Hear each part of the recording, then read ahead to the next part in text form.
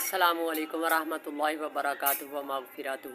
حضرت محمد صلی اللہ علیہ وسلم کا ارشاد پاک ہے کہ ایک انسان ایسا ہو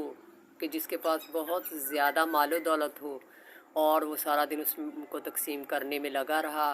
اور دوسرا ایک انسان جو ہر وقت اللہ کے ذکر میں مشغول رہا،